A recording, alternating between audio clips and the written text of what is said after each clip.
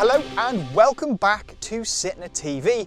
I'm Matt and this is the brand new MINI Countryman. And in this video, I'm going to talk you around some of the exterior and interior designs before getting behind the wheel to take it for a spin.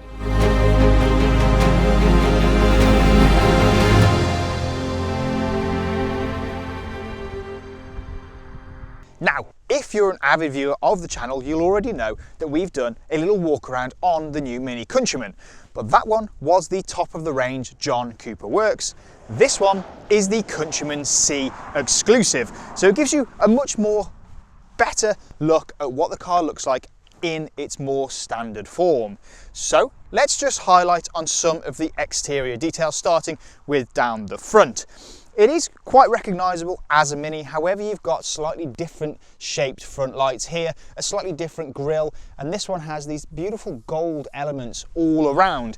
It wraps it up really, really well. So you've got the door mirrors, the roof, and some of the accents down the front, as well as the optional larger alloy wheels. These are 19 inches in the sort of brushed gold effect as well. Now the exclusive gets a slightly less dynamic look, less sporty, less aggressive than the Sport and the John Cooper Works, but it's still, I think, quite a handsome looking thing. They've changed the car quite a lot. It's now bigger, it's taller, wider and longer, so it's just a much bigger car in general. And there's a few little nice design cues. So you've got a lot more creases here. You've got almost like a power bulge on the front end. And then along the sides, you've got the new door handles which sit flush to the side of the car. Then you've got this extra panel back here, which I think just contrasts really well against this paintwork. I think the car itself looks really, really good. The proportions are absolutely spot on with this. I love the wheels on this one. I love the paint color. Controversial, but I actually really like this spec. The greeny sort of paint against the gold aluminium look of the roof and so on. I think it works really, really well. And then as we move around the rear, it again looks really quite different, but still recognizable as Mini. Of course, you've got the large Mini badge here, Countryman written across the back, again in this sort of gold effect. Here, you've got a slightly different diffuser down here. You can notice no exhaust pipes on this one, like you get on the John Cooper Works. That has quad pipes. This has them hidden underneath, so it's a nice, crisp, clean design.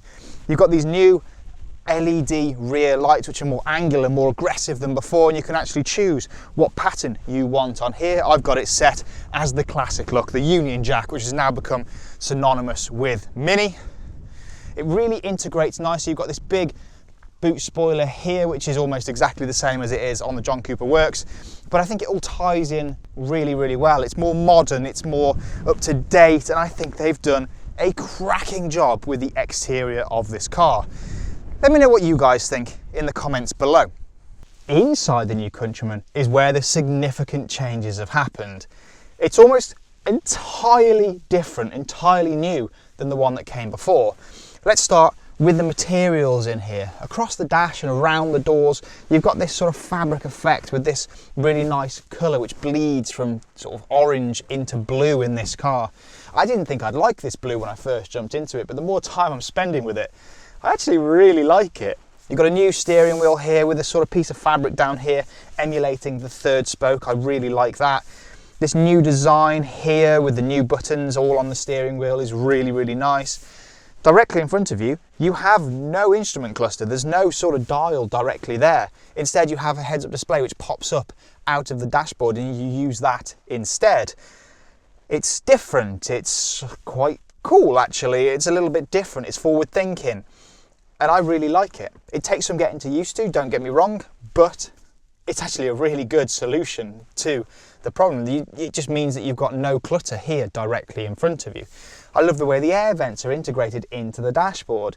And then as we move down to the centre, there's more or less no physical buttons. There are a few, of course. So you've got your start, stop engine button here, which is sort of like a little twizzly knob. You've then got your experience button here, which again is like a little flick switch. And then you've got your drive, neutral, reverse, which is again like a little toggle here. Your parking button is here and your volume button is there. But that is it. There's no other buttons in this car. You've got a wireless charging pad here for your phone. Now this one is a level 3, which is the top spec. So it's got just an incredible amount of options. Harman Kardon sound system, panoramic sunroof, massage seats, heated steering wheel, and so much more. It's so well spec'd, this car. But the big thing is the screen in the center. This is now where everything is done. And then when I say everything, I mean everything. So, I mean, there's just so much on this that it's kind of hard to get your head around to begin with, but it does get easier, believe me. I've been living with this for a few days now, and you do get used to it. So it's all really nice and responsive to begin with. It's really crystal clear. It's an OLED screen, and it's just a really nice thing to look at and feel. It's super thin, super crisp. So on the main screen, you've got your MPG, you've got your communication, you can see a calendar and all sorts of stuff, the weather. There is a personal assistant in here too. Obviously your radio can be changed in there too, your navigation as well. And it is actually just a really easy thing to use. Your air conditioning is up here, so you just press this button on the side and then toggle whether you want it to higher, to lower, whether you want to turn your heated seats on. It's just come on, and you might be able to catch that on the microphone.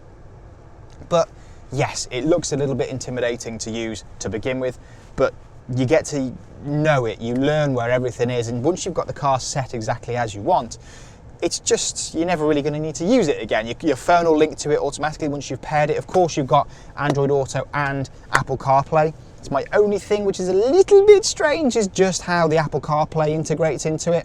Because obviously this is a circle, Apple CarPlay is a square. It almost just sits as a square with a little bit of an edge round it, but you get used to that really quickly. Your fuel is in the top right, your power is in the top left, and other than that, everything is controlled on here. And it does take a bit of time to get used to. But it's actually a really, really good system. I love the way it looks. I love the way it works. It is just a really, really nice place to sit in here. These seats are fantastic. You get the slightly different seats with the level 3 as well. The leather is really soft and supple. And yeah, I mean, I could just talk for ages about it, but it is a great place to sit. It really is.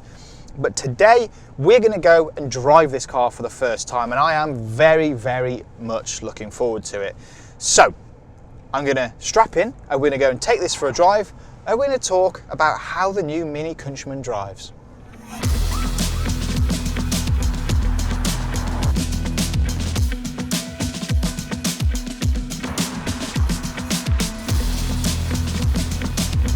So here we are then, in the driver's seat of the new MINI Countryman. So what is it like? Well, firstly, as I've already mentioned, this is the Countryman C. So more or less the base level in terms of engines. You can get a Cooper S, you can get the John Cooper Works, and also the electric variants as well, which we will cover as soon as we get hold of one of those. But let's focus on this one. So as I've said, a C. This has a 1.5 litre 3-cylinder petrol engine up front with around 170 horsepower, which means that 0 to 62 is dealt with in around 8.6 seconds, which isn't set your hair on fire quick. But that, I don't think, is what this car is about. No, I think you go for this car because it's just an incredibly well sorted all-round package. For me, I've been living with this car now for a few days, and it just feels like it's grown up in a big way. It feels like a much, much more premium product, I would say. I love the interior. Don't get me wrong, when I first jumped in, the big central screen took a while to get used to. But once you figured it out, it's actually really easy to use, really just intuitive where everything is. It's just super simple. I love the buttons down in the center. And to drive it around, there's not really any distractions. You've got massage seats, which are lovely. You have a great panoramic sunroof on this car because it's a level 3. And yeah, it's a lovely place to sit. It's a lovely place to spend time. But it's actually just a really nice thing to drive as well. All that power goes through the front wheels. You've got a little bit of mild hybrid assistance as well. So when you come up to a junction, you go to slow down and stop, the stop-start system just kicks in a little bit sooner and it coasts the last bit on electric power and then starts again on electric power until the engine kicks in. But as I've said, it just feels grown up. It feels like the Countryman, well, I mean, it's grown up in terms of size, as we've already touched on, but I think it's grown up in every single area. It feels, it's hard to put your finger on, but it just feels like a more complete car. It is incredibly comfortable. The suspension and the dampers and the way that it manages the road is brilliant. It just feels like a proper little SUV this now, rather than just a slightly taller, bigger Mini. It now feels like a real contender as an SUV. Of course, people are still going to get it. We're still going to get it all the time. It's like, oh, that's not a Mini. But so what? They are now just Minis in terms of the name, and they're never going to be as small as the originals because everything's got bigger. Cars have got bigger. Everything has just got bigger. So you need to accept that they're not going to be a tiny little car anymore. Never. Even the 3-door hatch. It's never going to be a minuscule little tiny car anymore. And I think this car, in terms of size, is fantastic now. It's so much more practical. There's loads of room in the back, plenty of room in the boot. It's now just a more usable everyday car, and it's more usable for families and adventures and different things, which is exactly what the Countryman should be. I don't think, especially this Countryman, it doesn't need to be this. I've really gelled with it over the last few days, and I think Mini have done a really, really great job. This interior is so funky, so futuristic, but still encapsulates what a Mini interior should be. The seats are fabulous. This material here is really funky and different. The ambient lighting in here is really weird and different, but I like that. This is undoubtedly a Mini in that it carries on with a lot of the Mini DNA, but just brings it up to date, brings it up to the 2024. And I think they've done a brilliant job with this car. The turn-in, if you do want to get on, the turn-in, the steering, that is really, really good. But I don't think this particular model in the Countryman range is the one that you'd buy if you wanted to really shift on. You just want to potter around and just have a lovely time in it. And for that, it's incredible. It really is a fantastic product. It's more refined, it's quieter, it's easier to drive. The view out is really, really good. You've got a big window at the back, really great wing mirrors, a beautiful view all around the cabin.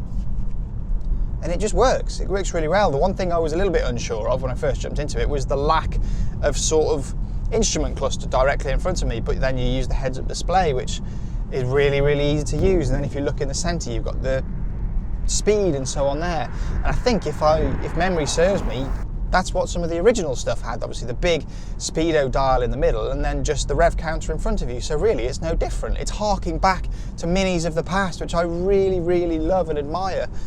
I think they have done a brilliant job with this car.